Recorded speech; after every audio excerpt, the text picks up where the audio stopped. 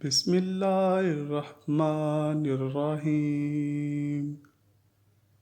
پیغمبر آخر الزماں حضرت محمد مصطفیٰ صلی اللہ علیہ وآلہ وسلم کا جب وصال ہوا اور آپ کے جسد اطہر کو جب قبر مبارک میں رکھ کر مٹی گرائی جانے لگی، عین اس موقع پر ایک صحابی حضرت مغیرہ بن شعبہ رضی اللہ تعالی عنہ نے قصداً اپنی انگوٹھی قبر مبارک میں گرا دی۔ امیر المؤمنین حضرت علی کرم اللہ تعالی وجہ الکریم اس موقع پر موجود تھے۔ آپ نے حضرت مغیرہ کو حکم فرمایا، اپنی انگوٹھی نکال لو۔ یوں حضرت مغیرہ قبر اطہر میں اترے اور رسول اللہ صلی اللہ علیہ وآلہ وسلم کے قدم مبارک کو مس کیا اور اپنی انگوٹھی لے کر باہر نکل آئے۔ یعنی آپ سب سے آخری شخص ہیں کہ جنہوں نے رسول اللہ صلی اللہ علیہ وآلہ وسلم کے جسم اطہر کو چھوا تھا۔ امیر المؤمنین حضرت عمر فاروق رضی اللہ تعالی عنہ کے دور خلافت میں مغیرہ بن شعبہ کوفے کے عامل تھے۔ ابن شہاب سے مروی ہے کہ حضرت عمر قیدیوں میں سے جو لوگ بالغ ہوتے تھے انہیں مدینہ آنے کی اجازت نہیں دیتے تھے۔ ایک مرتبہ آپ کو کوفہ کے عامل مغیرہ بن شعبہ نے ایک خط لکھا کہ میرے پاس ایک ایسا کاریگر غلام ہے جو لوہار بھی ہے، بڑھئی بھی ہے اور نقاش بھی ہے، لیکن چونکہ امیر المؤمنین آپ نے بالغ قیدیوں کے مدینہ داخل ہونے پر پابندی عائد کر رکھی ہے تو یہ مدینہ داخل نہیں ہو سکتا۔ اگر آپ اسے مدینہ داخل ہونے کی اجازت دے دیں تو یقیناً یہ مدینہ کے لوگوں کے لیے بہت فائدہ مند ثابت ہوگا۔ حضرت عمر رضی اللہ تعالی عنہ نے جب اس شخص کے بارے اپنے عامل سے اتنا کچھ سنا تو خیال کیا ایسا شخص یقیناً مدینہ کے باسیوں کے لیے نہایت سود مند رہے گا۔ چنانچہ آپ نے اس غلام کاریگر کو مدینہ داخل ہونے کی اجازت دے دی۔ حضرت مغیرہ نے اجازت ملتے ہی اسے مدینہ داخل کر دیا اور اس پر 100 درہم ماہوار خراج مقرر کر دیا۔ ابھی اس غلام کاریگر کو مدینہ آئے ہوئے کچھ عرصہ ہی گزرا تھا، وہ امیر المؤمنین حضرت عمر رضی اللہ تعالی عنہ کے پاس یہ شکایت لے کر پہنچ گیا کہ میرے آقا مغیرہ نے جو مجھ پر خراج مقرر کر رکھا ہے وہ بہت زیادہ ہے جو میں ادا نہیں کر سکتا۔ حضرت عمر رضی اللہ تعالی عنہ نے اس سے دریافت فرمایا، بتاؤ تم کیا کیا کام جانتے ہو؟ وہ عرض کرنے لگا، میں فلاں فلاں کام جانتا ہوں۔ اس نے وہ تمام کام گنوا دیے جن کے بارے حضرت مغیرہ نے بیان کیا تھا۔ حضرت عمر رضی اللہ تعالی عنہ نے فرمایا، یہ جو کام تم بتا رہے ہو کہ تم جانتے ہو اور ان میں مہارت رکھتے ہو، ان کی نوعیت کے لحاظ سے دیکھا جائے تو تمہارا خراج بالکل بھی زیادہ نہیں ہے۔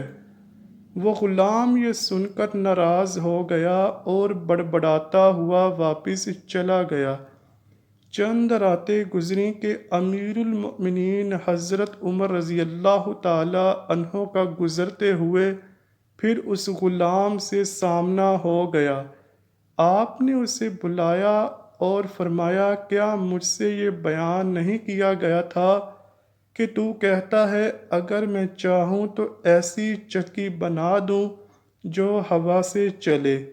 غلام ناراض اور ترشرو ہو کر امیر المؤمنین کی طرف متوجہ ہوا اور جواب دیا، میں آپ کے لیے ضرور ایک ایسی چکی بناؤں گا جس کو لوگ بیان کیا کریں گے۔ یہ کہہ کر غلام نے پشت پھیری اور چلتا بنا۔ حضرت عمر رضی اللہ تعالی عنہ اپنے ہمراہ ساتھیوں کی طرف متوجہ ہوئے اور فرمایا، اس غلام نے مجھے ابھی قتل کی دھمکی دی ہے۔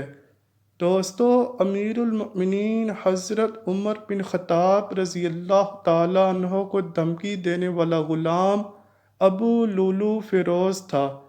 یہ ملعون صرف دھمکی کی حد تک ہی نہ رہا بلکہ اس واقعے کی چند راتیں گزرنے کے بعد ایک خنجر لیے صبح کی تاریکی میں مسجد کے کسی گوشے میں چھپ کر بیٹھ گیا اور برابر وہی رہا، یہاں تک کہ امیر المؤمنین فجر کی نماز کے لیے لوگوں کو جگاتے ہوئے وہاں پہنچ گئے۔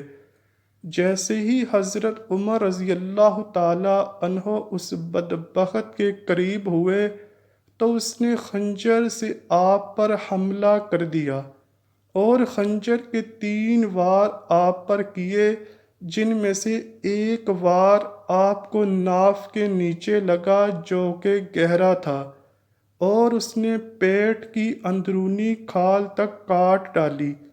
وہ مسجد میں موجود دوسرے لوگوں پر ٹوٹ پڑا اور 11 مزید نمازیوں کو بھی خنجر کے وار سے زخمی کر دیا اور آخر میں اپنے ہی خنجر سے خودکشی کر لی۔ ایک اور روایت ہے کہ اس نے کل 13 لوگ زخمی کیے تھے، جن میں سے صرف 4 زندہ بچے تھے اور بقیہ 9 شہید ہو گئے تھے۔ بعضوں کے نزدیک 9 بچے تھے اور 4 شہید ہوئے تھے۔ حضرت عبداللہ ابن عباس رضی اللہ تعالی عنہ سے مروی ہے کہ ابو لولو مجوسی اور آتش پرست تھا، جو کہ ایرانی مجوسی فوج کا سپاہی تھا اور جنگ قادسیہ میں غلام کے طور پر قیدی ہوا تھا۔ حیرت ہے، اس ملعون مجوسی کو ایک خاص مکتبہ فکر سے تعلق رکھنے والے لوگ بابا شجاع الدین کے نام سے یاد کرتے ہیں، یعنی اسے بابا شجاع الدین دین کا بہادر سپوت کہہ کر یاد کیا جاتا ہے۔ یہی نہیں بلکہ ایران کے شہر کاشان میں ابو لولو فیروز مجوسی کے نام سے ایک مزار بھی موجود ہے جہاں لوگ باقاعدہ حاضر ہوتے ہیں۔ یہ مزار کب اور کس نے تعمیر کروایا، اس کے بارے تاریخ خاموش ہے۔ البتہ یہ 11ویں صدی کے شاہانہ انداز میں تعمیر کی گئی عمارت ہے جو ایرانی ٹائلوں سے مزین مخروطی گنبد پر مشتمل ہے۔ اس سے بھی زیادہ حیرت کی بات یہ ہے کہ کچھ سال پہلے تک اسلام کے دوسرے خلیفہ حضرت عمر فاروق رضی اللہ تعالی عنہ کی شہادت کے دن کو جشن عمر کشی کے نام سے ایران کے تقریباً تمام بڑے شہروں میں منایا جاتا تھا، جسے عرب ممالک کے پرزور احتجاج پر حکام نے بند کروا دیا تھا۔ سن 2010 میں مسلمان علماء کی ایک عالمی تنظیم نے ایرانی حکومت سے اپیل کی کہ فیروز مجوسی کے مزار کو مسمار کر دیا جائے، لیکن ایرانی حکومت نے ان کا مطالبہ ماننے سے انکار کر دیا۔ اس کے بعد جامعہ الازہر نے بھی اس مقبرے کو گرانے کا مطالبہ کیا اور ایران سے ہر قسم کے سفارتی تعلقات ختم کر دیے، جس کی وجہ سے ایرانی حکومت نے ابو لولو مجوسی کے مزار کو مسمار تو نہ کیا، البتہ اسے بند کر کے وہ جگہ مقامی پولیس ہیڈ کوارٹر میں تبدیل کر دی۔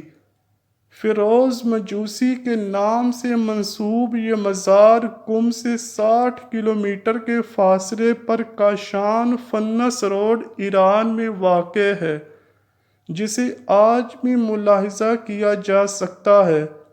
دوستو، کثیر علماء و سیرت نگاروں کا اس بات پر اتفاق ہے کہ ابو لولو فیروز مجوسی اپنے اصلی دین یعنی آتش پرستی پر قائم تھا، جیسا کہ حضرت ابن عباس رضی اللہ تعالیٰ عنہ کا قول ہے کہ ابو لولو مجوسی اور آتش پرست تھا۔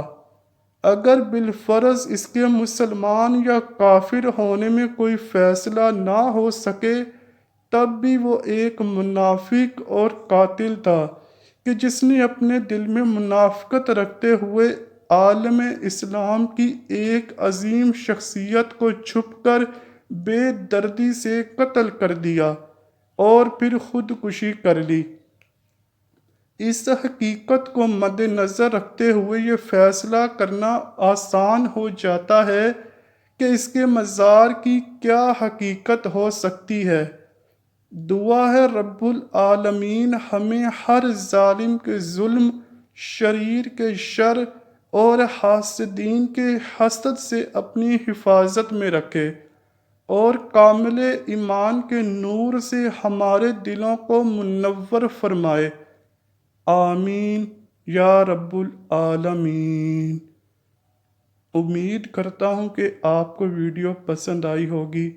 اگر ویڈیو پسند آئی ہے تو ویڈیو کو لائک کیجیے، شیئر کیجیے اور چینل کو لازمی سبسکرائب کیجیے۔ کمنٹ سیکشن میں اپنی رائے کا اظہار بھی ضرور کیجیے گا۔ ملتے ہیں اگلی ویڈیو میں، تب تک کے لیے اللہ حافظ۔